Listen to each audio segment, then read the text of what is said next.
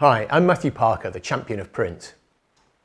Put the search print sales into LinkedIn and you'll come back with well over 10,000 results.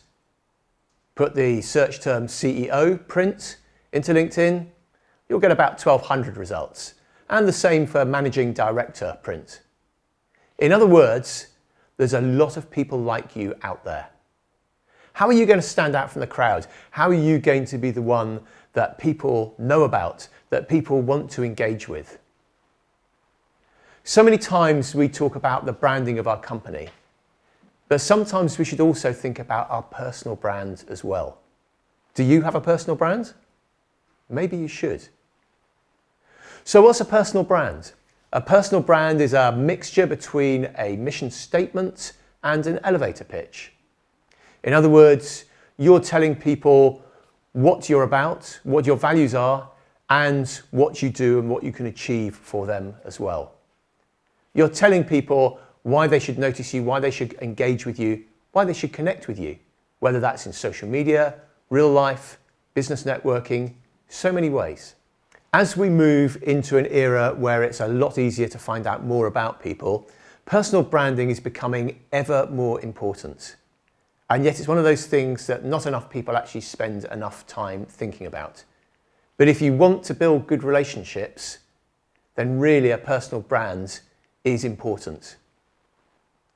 I'm going to talk to you today about 3 steps as you're considering your personal brand. And the first step is just the same as any sales message. Don't make it all about you, make it about your audience. What is it that you bring to your audience? Who is the audience that you're reaching out to? So the first thing is, just as in any sales message, make it all about your audience. Who is your audience? What is it that you bring to them? Why should they connect with you?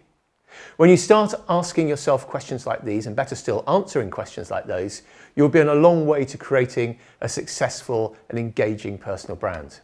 So once you've answered those questions, once you're beginning to get the values and the message of your personal brand in place, then it's time to move to the second step, and that's to create a tagline for yourself.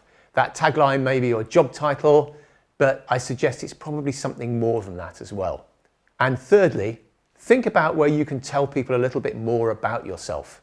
You need to have an expanded summary. The tagline on its own is not enough. So you need to think about having the right profiles on social media, filling out your LinkedIn summary, for instance, to its best, or to actually having a website where people can find out more about you.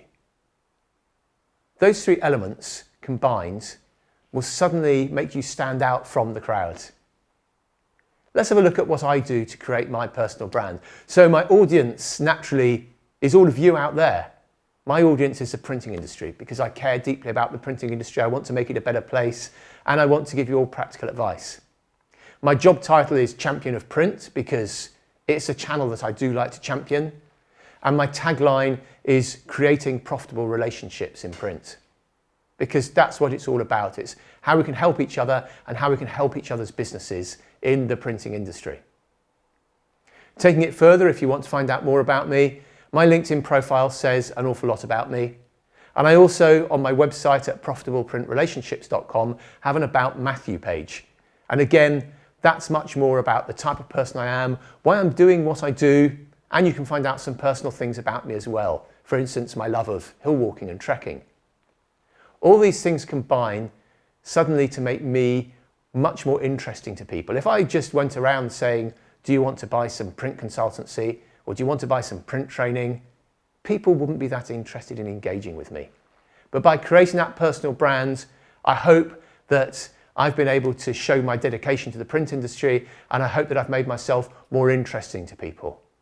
So for you, what should you be doing now? The first thing is to answer those questions.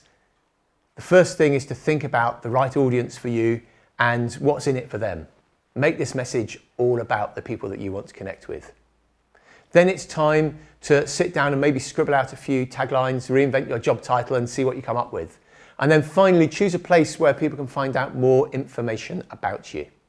If you carry out these 3 simple tasks, You've created the best possible opportunity to stand out from those 10,500 people who are involved in print sales, from those 1,200 managing directors in print, those 1,200 CEOs in print. You can be a single person, not one of the many.